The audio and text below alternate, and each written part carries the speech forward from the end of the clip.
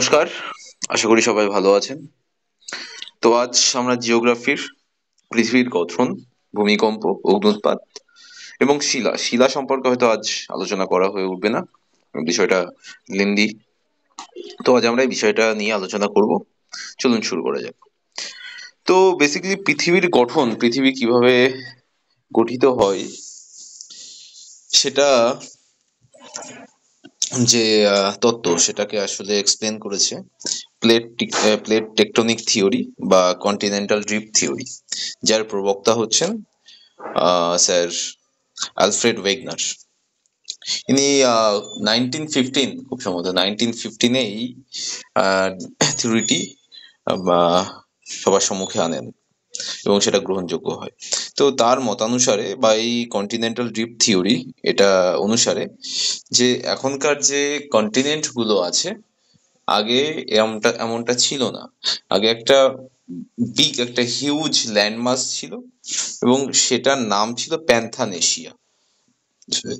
প্যান্থানেশিয়া এবং সময়ের বিবর্তনে এই ল্যান্ডমাসটা আস্তে আস্তে পৃথক হয় এবং প্রাথমিকভাবে যে দুটো টুকরো হয় বা দুটো খণ্ড হয় তার নাম হয় লাউরেসিয়া এবং গন্ডোয়ানা। এই বিষয়গুলো আমরা কম বেশি জানি। তো আহ এবারে কি আসছি, কেন এটা বললাম সেটাও আমি পরবর্তীতে বলবো। যাই হোক, তো আমরা যেটা এই প্লেট টেকটনিক থিওরি অনুসারে, প্লেট বলতে কি, দেখুন, আমরা এর লাস্ট ক্লাসে পড়েছি ভূপৃষ্ঠ সম্পর্কে, ভূ অভ্যন্তরীণ গঠন, পৃথিবীর ভূ অভ্যন্তরীণ গঠন সম্পর্কে। তো সেখানে আমরা ক্রাস্ট জেনেছি, ক্রাস্ট সম্পর্কে মানে ভূত্বক সম্পর্কে আমরা জেনেছি।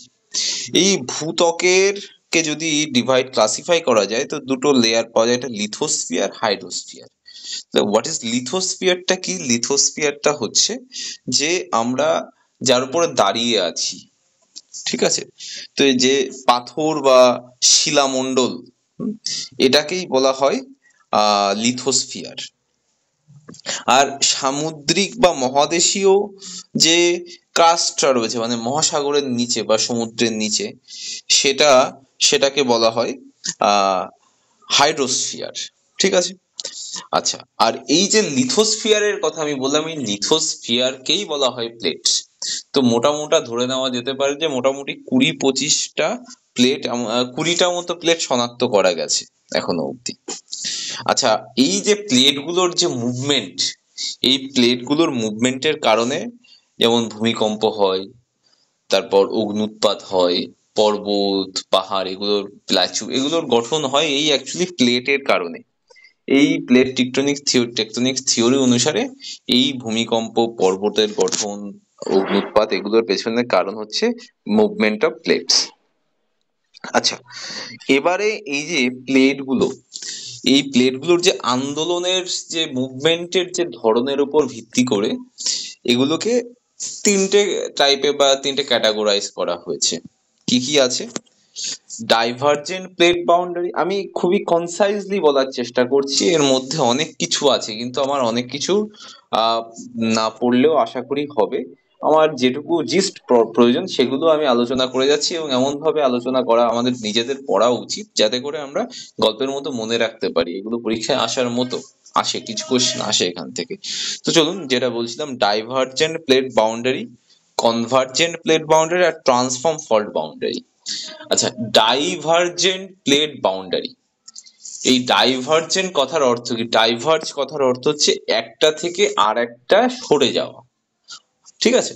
তো একটি প্লেট থেকে আরেকটি প্লেট যখন সরে যায়, দূরে চলে যায়, তখন আহ এই আহ এটাকেই বলা হয় ডাইভারজেন্ট প্লেট মার্জিন। হুম। তো এই এখান থেকে পড়তে পরীক্ষায় আসার মধ্যে মনে রাখতে হবে কি এক্সাম্পল, যে মিড আটলান্টিক রিজ সিস্টেম কোন নিম্নোক্ত কোন প্লেট বাউন্ডারিতে দেখা যায়, ঠিক আছে? বা কিসের মাধ্যমে তৈরি হয়েছে দেখা যায় না, এই ডাইভারজেন্ট প্লেট বাউন্ডারিতে তৈরি হয়েছে mid Atlantic ridge system, great rift valley. ঠিক আছে? এগুলো সব এই ডাইভারজেন্ট প্লেট বাউন্ডারিতে তৈরি হয়েছে, মানে এই জায়গাগুলোতে দুটো প্লেট একে অপর থেকে দূরে সরে গেছে বলেই একটা খাদের মতো তৈরি হয়েছে। ঠিক আছে, এবার কি কনভার্জেন্ট প্লেট মার্জিন। দেখুন, কনভার্জেন্ট মানে কি একটার সঙ্গে আরেকটা এসে ধাক্কা খাওয়া, ঠিক আছে? তো সরে গেলে তো গর্ত হবে, ঠিক এই জন্যই তো মিড আটলান্টিক রিজ সিস্টেম তৈরি হচ্ছে। আর কনভার্জ যখন হচ্ছে তখন কি একটার সাথে আরেকটা ধাক্কা খেয়ে কি উপচে উঠবে, একটা আর একটার ওপরে উঠে যাবে, দলা মোচড়া হয়ে যাবে, যেমন গাড়ি অ্যাক্সিডেন্ট হলে যেমন হয়। তো তেমনি এই কনভার্জেন্ট প্লেট মার্জিনে তৈরি হচ্ছে ফোল্ড মাউন্টেন। আমাদের যে হিমালয় আছে সেটা ফোল্ড মাউন্টেন, নবিল ভঙ্গিল পর্বত আমরা পড়েছি। তো ফোল্ড মাউন্টেন কোথায় তৈরি হয়, বা কোশ্চেন যদি ডিরেক্ট দেয় হিমালয় নিম্নোক্ত কোনটিতে তৈরি হয়েছে বা কোনটিতে আছে, তো কনভার্জেন্ট প্লেট মার্জিনে, ঠিক আছে? আচ্ছা, লাস্ট কি আসছে?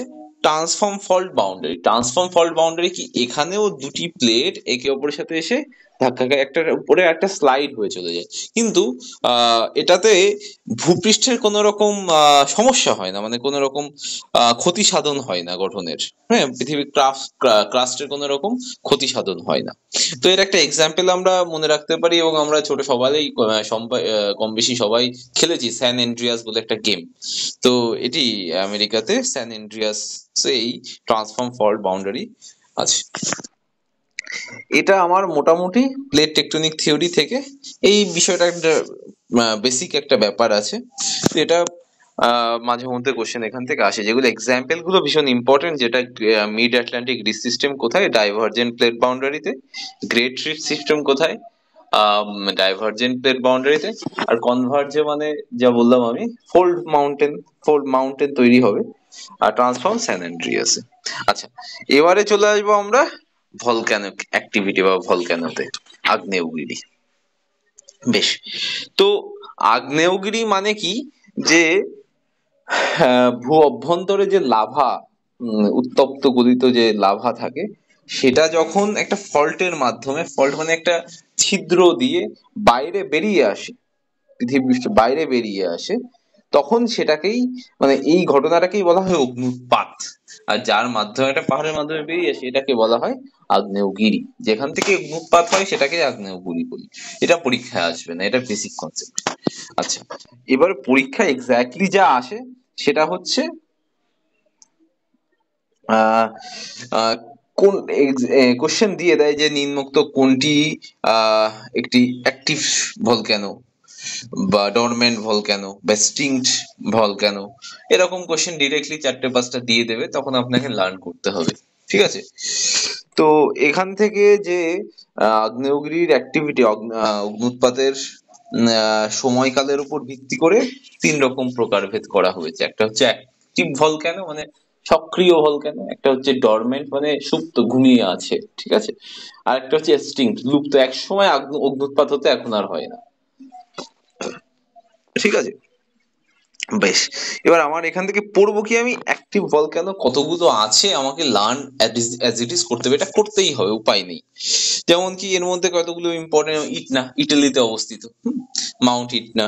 তারপরে স্ট্রম্বলিটা খুব ইম্পর্টেন্ট, এর একটা উপনামও আছে, সেটা হচ্ছে লাইট হাউস অফ মেডিটেরিয়ান, খুব ইম্পর্টেন্ট এটা, লাইট হাউস অফ মেডিটেরিয়ান নামে স্ট্রম্বলি পরিচিত, এবং এটা একটা অ্যাক্টিভ ভলক্যানো।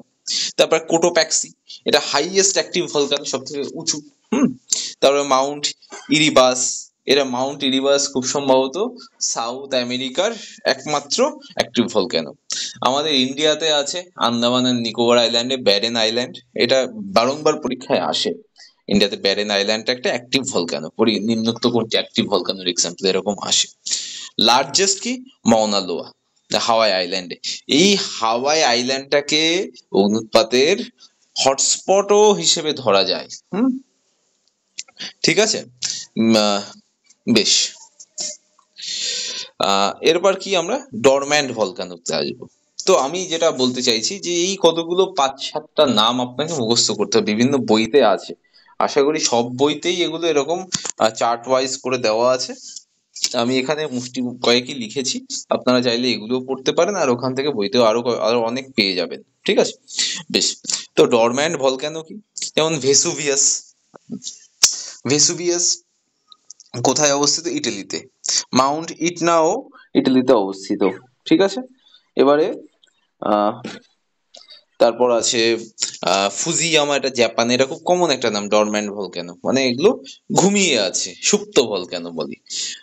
নারকন্ডাম, নারকন্ডাম নিয়ে একটু কন্ট্রোভার্সি আছে, এটাকে যদিও বইতে এখনো লেখা আছে যে এটা ডরম্যান্ট ভলক্যানো, কিন্তু 2004 সালে এখানে আহ আপনার ডিসেম্বরে সুনামি হয়, তারপর থেকে ধরা হয় নাকি এটা অ্যাক্টিভ হয়ে গেছে। যাই হোক, তো বিভিন্ন বইতে আমি দেখলাম এটাকে নারকোন্ডামটাকে ডরম্যান্ট ভলকানো হিসেবে লেখা হচ্ছে, এবং আন্দামান আর নিকোবর আইল্যান্ডে আছে এটা।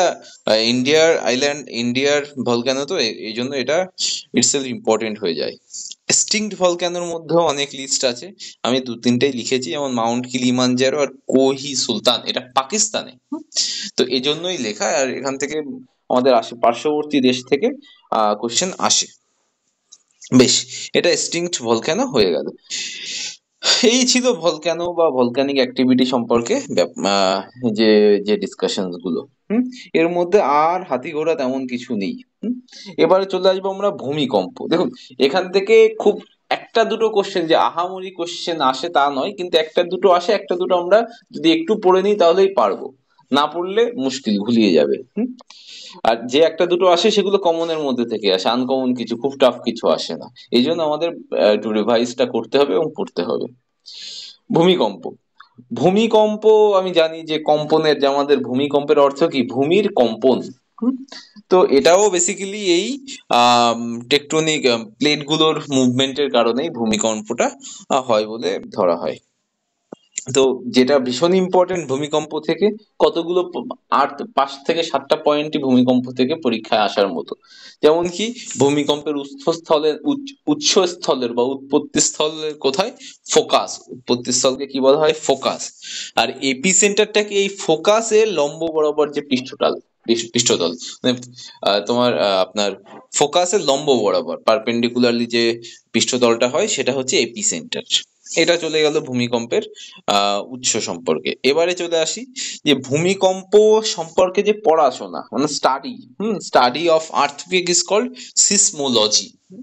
তো সিসমোলজি, তো যেহেতু সিসমোলজি আর ভূমিকম্পের সায়েন্টিফিক স্টাডির নাম, তেমনি এই যে ভূমিকম্পের যে বিভিন্ন ওয়েভ আছে, 3 ধরনের ওয়েভ বেসিক্যালি আছে, এগুলোকে সিসমিক ওয়েভ বলা হয়।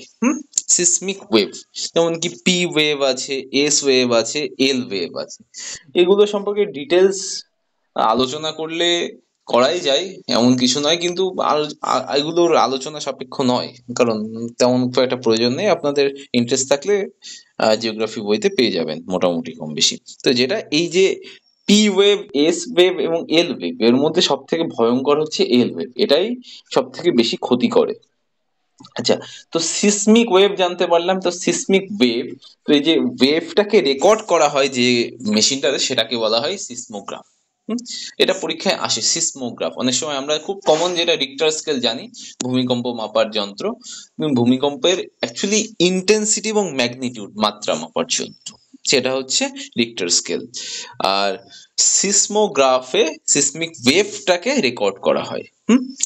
এই বিষয়টা ক্লিয়ার হলো। এবারে কি, ভূমিকম্পের যে বেশি কোথায় হয়, ডিস্ট্রিবিউশন অফ আর্থকুয়েক। আচ্ছা, তো একটা বিষয় বলে রাখা খুব দরকার, যেটা হচ্ছে রিং অফ ফায়ার, যেটা প্যাসিফিক ওশানে অবস্থিত। এটা হচ্ছে একটা ভূমিকম্প বলয়যুক্ত অঞ্চল। এখানে প্রায় 88% ভূমিকম্প এই প্যাসিফিক ওশান সংলগ্ন রিং অফ ফায়ার অঞ্চলেই হতে দেখা যায়। ঠিক আছে, বেশ। আর মোটামুটি ইন্ডিয়ার মধ্যে ভূমিকম্প প্রবণ অঞ্চল হচ্ছে আমাদের হিমালয় আছে। কারণ কি, ভারতীয় যে প্লেট আছে আর ইউরেশীয় প্লেটে সংঘর্ষণ ঘটে ওই অঞ্চলটাতে, তাই হিমালয়াতে আমাদের ভারতের সব থেকে সর্বোচ্চ ভূমিকম্প প্রবণ অঞ্চল হচ্ছে হিমালয়। আর এই কারণে এই যে প্লেটের যে সংঘর্ষ ঘটছে, ভারতীয় প্লেট এবং ইউরেশীয় পাতের যে সংঘর্ষ ঘটছে, এর ফলে ভারতের হিমালয় পার্বত্য অঞ্চলে ভূমিকম্পের সৃষ্টি হয়। আর এই সংঘর্ষের ফলে হিমালয় পার্বত্য ভূমির উচ্চতা বছরে 1 সেন্টিমিটার হারে বৃদ্ধি পায়। যে আমি লিখে দিয়েছি, উচ্চতা 1 সেন্টিমিটার হারে বাড়ছে প্রতি বছর। ঠিক।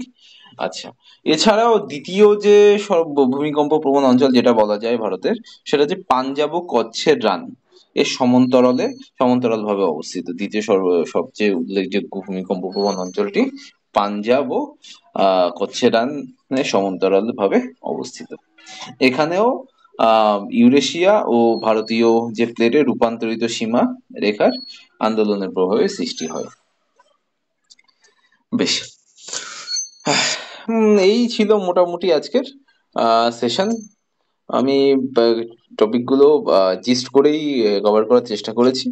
এখান থেকে এইগুলো পড়লে কম বেশি কোশ্চেন পাওয়া যাবে এবং একটা কনসেপ্টও তৈরি হবে। ধন্যবাদ। কারো কোনো সমস্যা থাকলে কমেন্ট করবেন, আর কি ভুল ত্রুটি হলে মার্জনা করবেন। দেখা হচ্ছে পরের ভিডিওতে।